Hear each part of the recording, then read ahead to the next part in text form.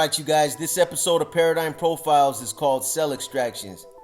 Simply put, cell extractions and the act of using physical force to remove inmates from their cells was much more prevalent and used to be more popular back in the 70s, 80s, and 90s. As CDCR became more rigid in developing less arduous ways to physically restrain combative inmates, cell extractions became less and less common. Of course, avoiding liability and inmate lawsuits was another part of the visceral changes. The first time I ever even heard about a cell extraction was sometime around 1991 when I was locked up in Susanville State Prison. I was in the Administrative Segregation Unit, ADSEG, after having got slammed down for being involved in an alleged group stabbing. In 1991, I was 21 years old. I was still a young NR member, and this was still during my first bid to prison. Let me just make something inherently clear and set the record straight about my position on something. I've never been one to give the COs, the floor officers, or the administration a hard time. I was schooled and educated in a way that helped me understand that we actually benefited from leaving the administration alone, or at least it worked in our advantage to keep a positive rapport with them. For one, I learned early on that because we identified ourselves as a group or as a collective, that we were all held accountable for each other's actions. That's just the way it worked. We were all a direct reflection of each other. If there were two Norteños that got drunk in their cell and they disrespected the tier officer, which then resulted in him putting out a call to the sergeant, who then called for a full shakedown. A shakedown is a search of every cell in that pod or block. It would have a direct reflection on all of us as a group, period. They would come in, hit all our cells, every Norteño, NR member, and NF member in that unit. Not just those two who were initially involved. They're gonna tear up all our shit and destroy all our cells because they know that we're then gonna discipline the shit out of those two idiots who instigated this whole conundrum in the first place. The one thing we all like in jail or in prison is our contraband, or at least I do, and they know this. They also know that we have full unwavering control over our people and that we operate under a leadership that requires absolute subordination from the manpower. This is why they get so upset when someone's acting out and he goes unchecked. These same scenarios would play out if there was a young Yan that took it upon himself to assault a CO that might have tried to run up in a cell and intercept a couple hot bundles of paperwork that were visibly laying out. If the youngster took flight on this officer and assaulted him in an effort to prevent the paperwork from being intercepted, then this would come down on the entire household. Every cell that housed a northerner in that unit would get tossed up because these COs know that this youngster was only following through a set protocol and that he wasn't just acting on his own accord. These are all things you learn from doing time over the years. And some of this right here I learned coming from a leadership perspective. We never worked directly with the canines when running these households. There's a big difference and this shouldn't be confused. Running the household smoothly like they like it, i.e. quiet, clean, with respect, is what I've always tried to do. This works to our advantage because when it's functioning like that, they slide back and let us do our own thing. But this is a working relationship that sometimes encounters problems no matter how it's ran. When we need to run our politics and we need to take care of our business, nothing sets precedent over that. So back in 1991, when I was in ADSEG, an issue developed behind certain individuals that were basically being deprived of some of the most common and basic necessities. Things like toilet paper, cleaning supplies, laundry or clean laundry, toiletries such as toothpaste, toothbrushes, soap, cleanser, etc., etc. What it basically came down to is that these guys were lazy and were sandbagging our supplies. After several attempts to get them to give us our issue, the homies just decided to take it to another level. The OA, the overall security, Jasper from Soledad, shot me and my cellie, Little Chente, a filter basically advising us that we were all expected to partake in cell extractions. You know, they look like SWAT, but they're called CERT, for Correctional Emergency Response Teams. And almost every day here at the Allegheny County Jail, these teams take action against unruly inmates, doing what's called cell extractions. And every time they do that, it's captured on video. Well, Action News Investigates obtained some of those videos. This Allegheny County Jail video shows a CERT team ready for battle. It's responding to an inmate who is refusing to take his medication. I have the CERT team out here, sir. I need you to comply with our orders. The CERT team is out here. I need you to comply with our orders. The sergeant repeatedly asks inmate Milton Hall to come to the cell door to be handcuffed, but Hall refuses. So the sergeant orders him to be pepper sprayed. But the inmate, perhaps knowing what was coming, has wrapped his head. So the spray appears to have little effect. That means the CERT team has to take him down. Within 40 seconds, he is shackled and contained. Are you all secure? Yeah, secure. Guys, hold in there. I'll notify the nurses. A minute later, a nurse arrives and gives Hall his shot. Then the CERT team removes him from the cell to wash out the pepper spray. Sir, when you go in the showers, you're going to decontaminate you. I need you to put your face under the running water. After his shower, a nurse checks to make sure Hall was not hurt during the cell extraction. Then officers move him to another cell. The screaming stops when he moves to a new cell where he mugs for the camera and then does wall push-ups. Warden Orlando Harper says each CERT team member has a specific job. So first thing we want to do is we want to pin the inmate. So that's what the first team member is, just to pin the inmate. Then everybody else will peel off to get certain extremities, and then the inmate is taken down to the ground. Now, it's no surprise that the CERT teams are using body armor and helmets and gas masks, but you might be surprised to learn that they're also using cat litter. That's because sometimes inmates like this one flood their cells. So when the correction officers come in, it's very slippery, so we'll throw kitty litter on the floor to stop the officers from slipping once they enter the cell. In this case, the pepper spray convinces the inmate who flooded her cell to come to her door and get cuffed. Then officers take her away to the showers and another cell. Harper, who has been pepper sprayed himself for training, says it almost always works. It's an experience that I would not want to go through again. It's definitely an experience that will get compliance 90% of the time.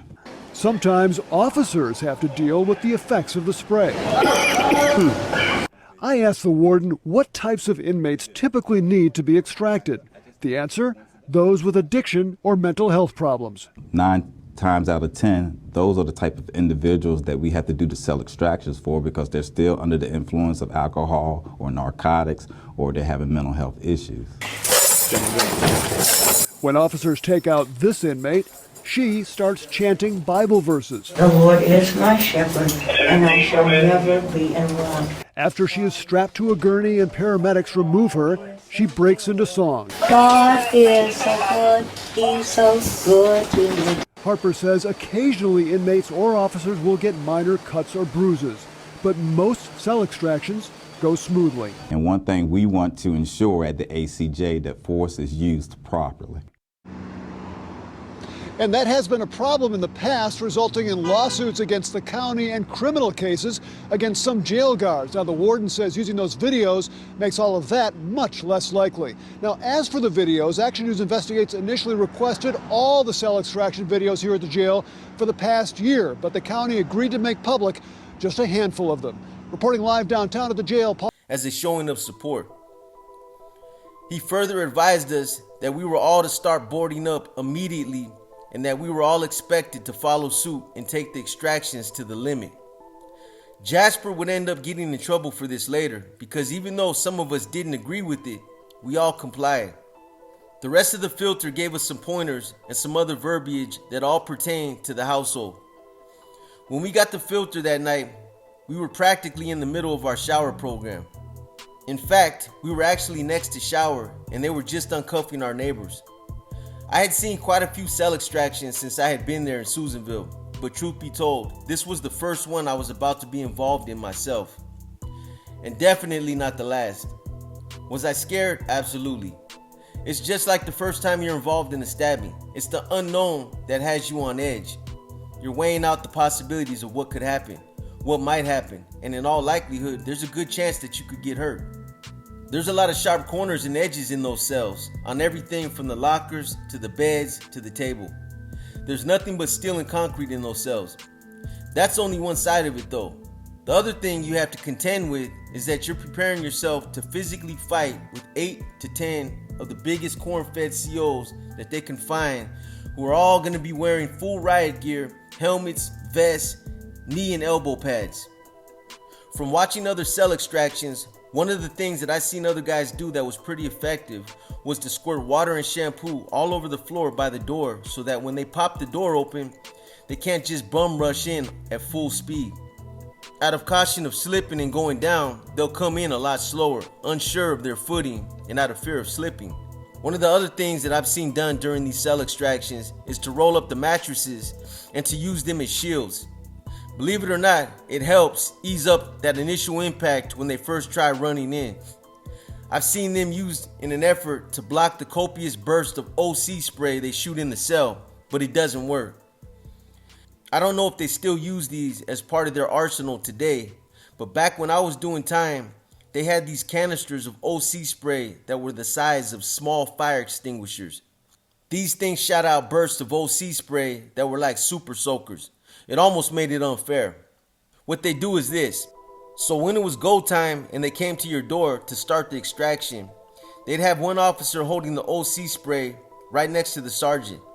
The sergeant would go through the customary speech advising the cell occupants that this was an extraction, that this was their last chance to cuff up, and that further failure to comply would result in first the deployment of OC spray. This is when most guys being extracted would attempt to use their rolled up mattresses as a shield and as a way to block their tray slot portal so that OC spray couldn't be fired directly into the cell. But these extraction teams had plenty of experience from having performed hundreds of extractions in the past, and sometimes had actually constructed their own crude contraptions to compromise or manipulate these exact types of countermeasures. What these cats did in Susanville is they constructed a bar with a handle to hold it on one end and then a flat rake-like apparatus on the other end that they would use to easily push the mattresses out of the way and clear whatever was being used to obstruct the tray slot. It almost wasn't fair, I'm serious. And this is something they used to do with rapidity. Bam, bam, bam. Once the warning was given, the guy with the bar walked up with their contraption, pushed it through, clearing the tray slot, and the guy with the OC spray would be right behind him with a quick burst of OC spray. When they went through the motion of jamming this bar through the slot, it almost looked like they were packing the gunpowder down in one of them old muskets right before engaging the pin and firing. Once the OC spray was deployed, this is where everybody kind of just stood around trying to gauge how these two guys were reacting to these chemicals. And amongst the inmates, it was almost like some proverbial clock started that would gauge their bravado and see how long it took them before they tapped out. Sometimes it would happen almost immediately. At other times, everybody would just get real quiet to see if anyone could hear any audible faint coughs or any signs of submission. It was almost like the longer you could fight off the effects of the spray and stop your spasming lungs from exuding that first cough, the tougher you were, the more you could endure, and the more you stood resilient without submitting to the powers that be. A split second before I grabbed a bottle of shampoo and started squirting it all over the floor, a seething thought entered into my mind. I looked at Chente and said, "Bro, let's go out to the shower and get it from there." A few months prior to this, I seen two Crips do an extraction while they were in the shower, and they actually put up a better fight than they would have if they would have been in the cell. They had more room, there was no sharp corners to worry about, and once the shower gate was popped open, it was easier to break the scrimmage and make it out onto the tier. The only downside about it was that the shower exposed you. Whether it was taking a direct hit from a taser, a direct burst of OC spray, or whatever it was, there wasn't a solid door between you and the extraction team. There was only a gate. So at the last minute, we cuffed up and headed out for the shower. At this point, none of the other homies had initiated any of their cell extractions yet, My get is that they were all kind of waiting for someone to take the lead role and kick it off first. This really didn't surprise me though, because one of the things that I learned about Jasper is that he lacked any ability whatsoever to foresee any long-term or short-term consequences or contingencies when it came to security and planning. The true detriment to this would come to a head later when he dropped the ball and exposed the entire household's security to the opposition. But that's another story. Keep in mind, I was just a young 19-year-old NR member when all this happened, so there were a lot of things that I was still learning and didn't know myself. The filter we all received didn't stipulate when we were supposed to start the extractions, who was supposed to kick it off, what time it was supposed to kick off, and there really wasn't no planning to it. All it basically was just a quick mandate advising the household that we were all required to participate, and a short synopsis as to why, i.e. that we were all being deprived out of some of the most basic necessities, that there were certain COs who were advocating this, and that we had finally reached a breaking point to where it just couldn't be tolerated or allowed to continue anymore. That all civil and cordial efforts to rectify this had been exhausted, and thus, it was now time to take a stand against all those who were responsible for these injustices. I was all about standing up for our people, and this is why I committed myself to the movement. So I was more than willing to push back. However, at the time, I'll be honest, I just wasn't too fond of the whole idea of resorting to cell extractions as a remedial or corrective response. Even though I was a young NR member, I was still astute enough, and I still had enough wherewithal to know that this wasn't directly addressing the problem. In the end, we were all going to get beat down. Some of us were probably going to catch DA referrals, and it just lacked any diplomatic value insofar as addressing it directly and trying to reach a common consensus to rectify the problem. Once me and Chente finished with our shower, we just decided to take the honors and kick it off ourselves. The funny thing about how I had weighed out the advantages and disadvantages of running this from inside the cell or in the shower was the fact that I really did feel like we were a lot more exposed in the shower. But I didn't realize how much until we were actually in there. Having that solid door there as a protective barrier really did make a huge difference. But it was too late to dwell on that now. We were there in the shower and it was go time. Before the COs came to cuff us up and escort us back to our cell, I started looking around in the shower trying to survey anything that might work for or against us. The first thing that came to my mind was that we needed to dry the floor. This was a no-brainer. We were going to lose our footing as soon as this kicked off, and it was obvious. In Susanville, they didn't give you any shoes, tennis shoes, or deck shoes when you were in ADSE. All you were given was your shower shoes and a pair of black slip-on Chinese-style shoes that were commonly referred to as Jap flaps. And both were worthless. On concrete floors, they provided zero traction. And if you were dumb enough to try wearing them, you were definitely going to go sliding around. You did better for yourself going out barefoot because at least this way, your bare feet provided some traction. So the first thing I did was to use my towel and all my extra clothing to dry up the shower floor as much as I could. Chente obviously seen what I was doing and followed suit. The only thing I didn't use to mop the water up with was my t-shirt because I knew I was going to need this as a mask to fight off the brunt of the OC spray. I told Chente to keep his as well. As soon as we finished soaking up all the water in the shower, the floor officer popped up at the shower door and pulled out his cuffs so he could cuff us up. I actually felt bad because it wasn't the same one that had just escorted us to the shower. It was a different one that was actually pretty cool. One of the cooler ones that worked there and who had always been fair. All the COs that worked there weren't assholes. It was only a few, but unfortunately in situations like this, that's all it took. So I took the lead and told this particular officer that it wasn't personal, that it wasn't directed at him, and that it was all business. At first he didn't believe me. He said, "Come on man, stop playing." And then he stood there waiting for us to cuff up.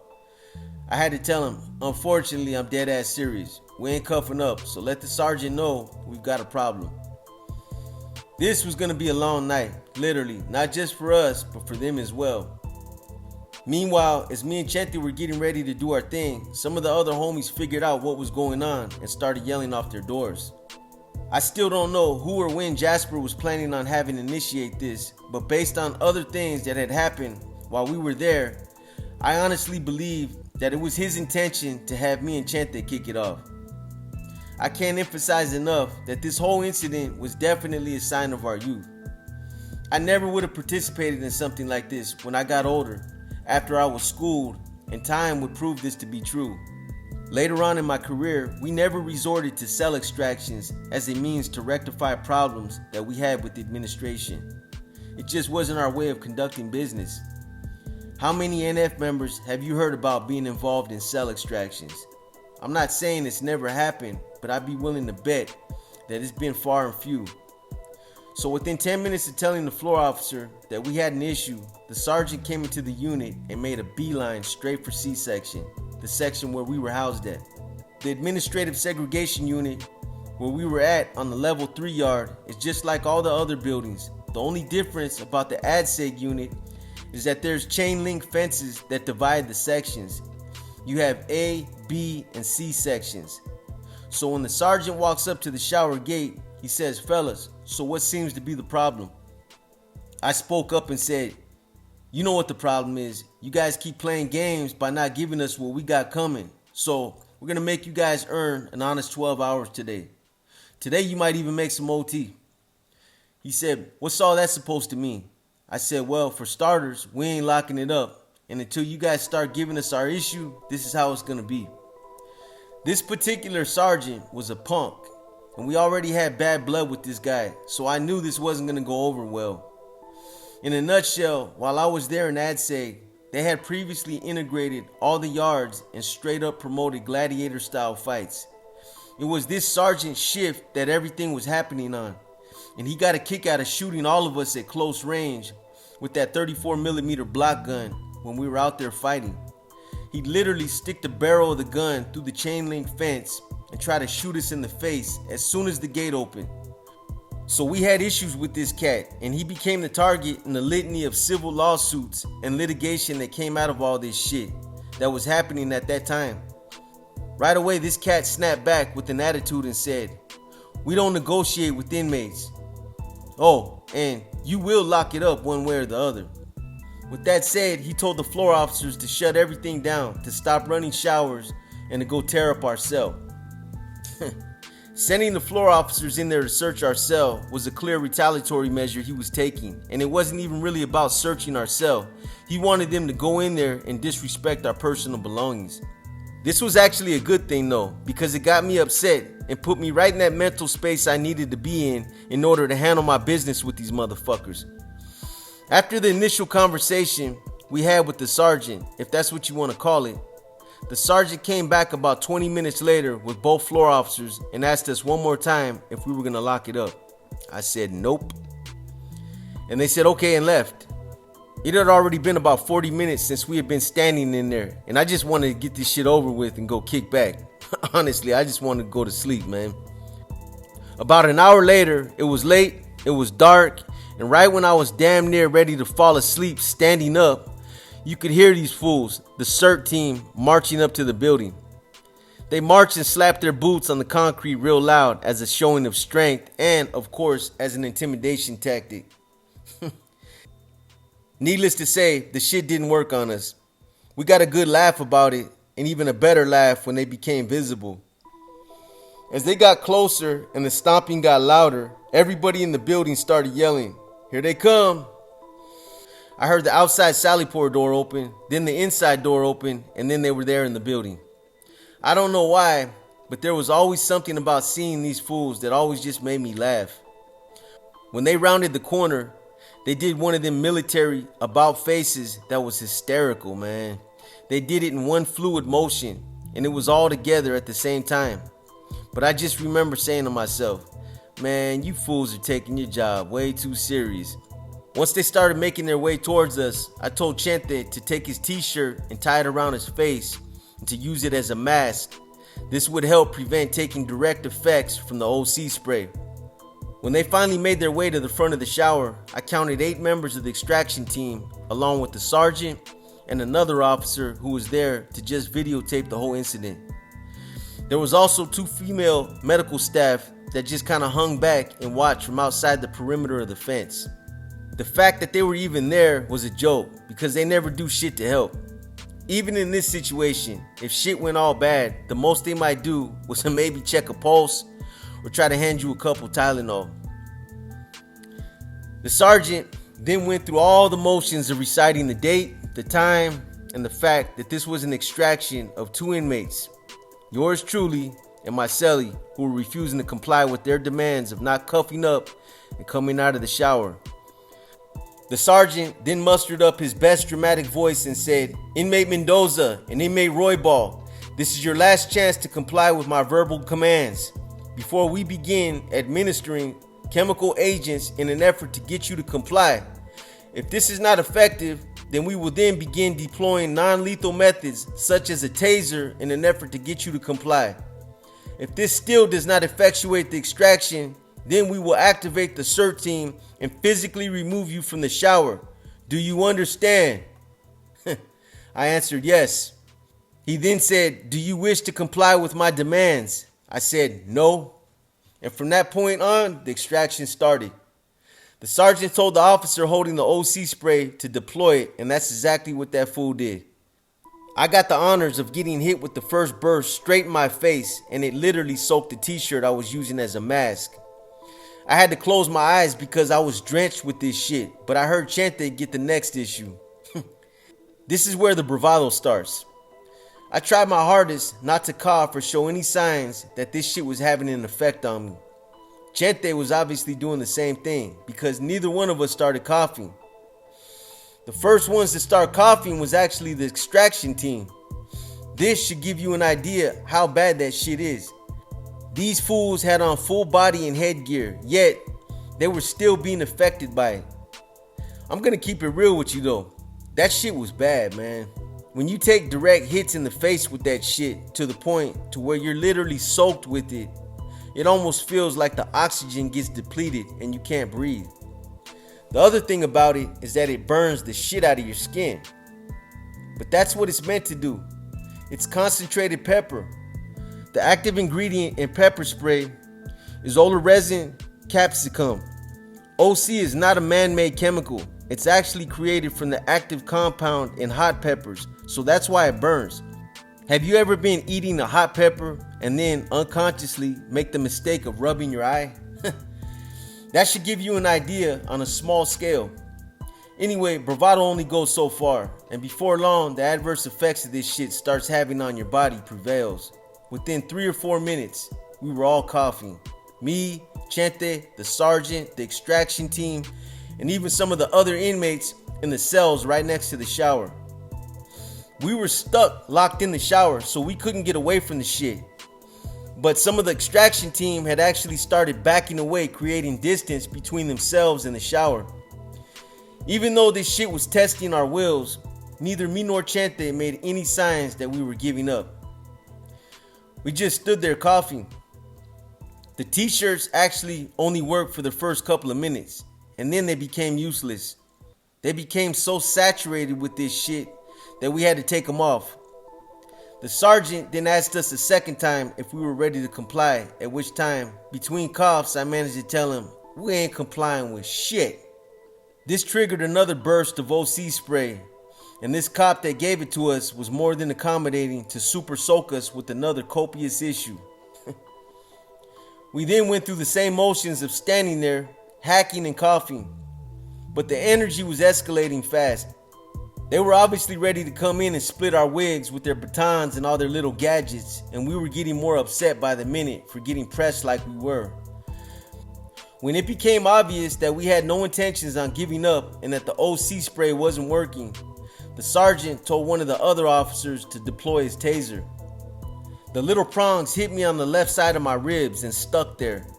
Listen, I'm just gonna say this. This taser hurts, no doubt about it. But I could take that over the OC spray all day. It zaps you and you feel your muscles spasm, but it's not incapacitating. As soon as I felt it hit my ribs, I grabbed the prongs and ripped it out.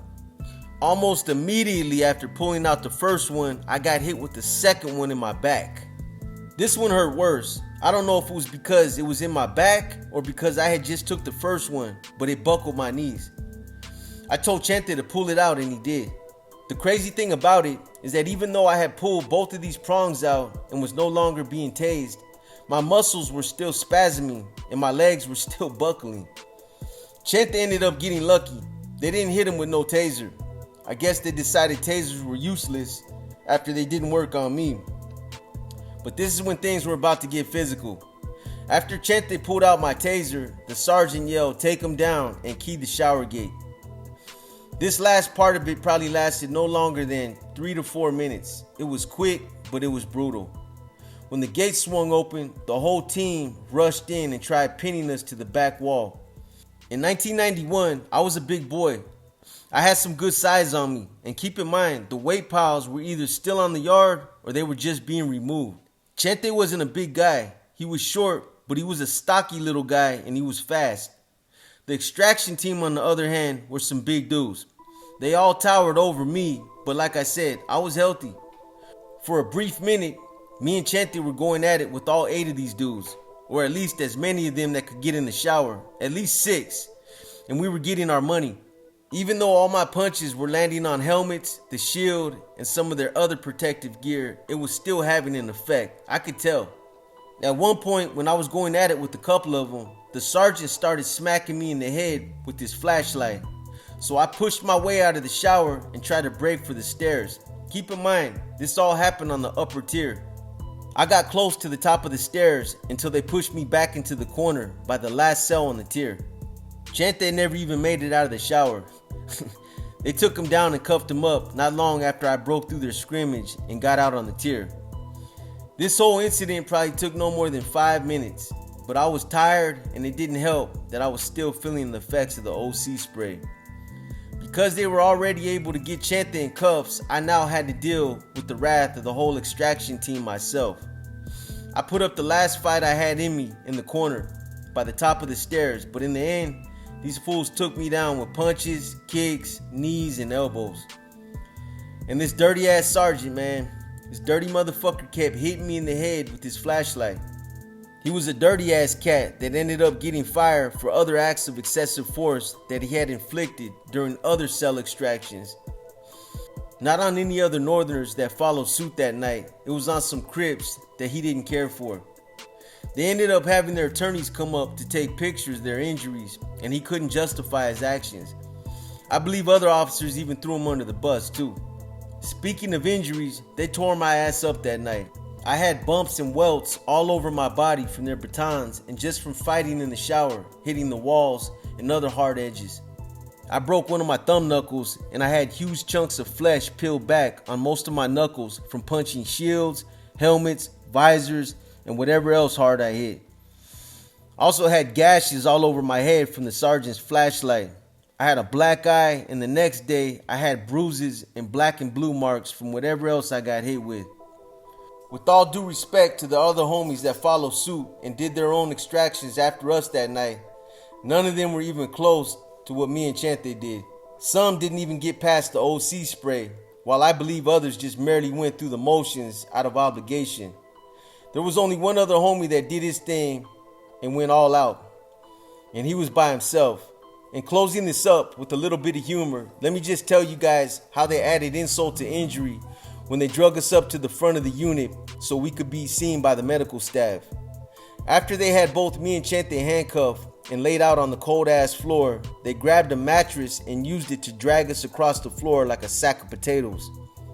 First, they drug Chente by, butt ass naked. Once he was taken out and it was my turn, they cut my boxers off, rolled me onto the edge of a mattress, and drugged me down the stairs. I still had orange OC spray all over me. I was leaking, one of my eyes was almost closed, and I was butt ass naked. As they were dragging me across the building floor, I managed to look up at a couple of the homies' windows on their doors and shot one of them quick mischievous winks. The homies busted up and said, "You're a damn fool, B." I hope you guys have enjoyed this episode of Paradigm Profiles. Although cell extractions aren't usually our first choice or our first method of rectifying differences we encounter with CDCR, it's still sometimes an option that certain Cs believe in using. I've been involved in similar situations where we basically took the exercise yard hostage because the administration was attempting to stop us from marching, calling out cadences, or some other form of activity that we had implemented. It was a group effort by the entire yard that ultimately resulted in the administration making concessions and allowing us to continue on. So in some instances, this type of extreme action can be an effective tool, but I can tell you now that cell extractions aren't something that are commonly done, and there's a reason why. At the end of the day, a lot of us are going to get hurt. Sometimes it results in picking up new cases, and there's just better, more diplomatic and civil ways to effectuate our objectives. But when looking at prison culture as a whole, cell extractions may seem brutal, and they often are, but sometimes inmates feel compelled to take it to this level, and sometimes violence is the only form of communication that CDCR seems to understand when all else fails. We have more content dropping this week. We appreciate all the support, and if you guys haven't subscribed to our alternate channel, you might want to do so now, as we will be releasing new content on both channels. This is our other channel, Paradigm Entertainment Productions. Also, my only active IG account is as follows: Boxer Paradigm 66187. And finally, for those of you who are interested in purchasing a book, contact Sandman at his email below and he'll get right on it. Sandman2702 at outlook.com.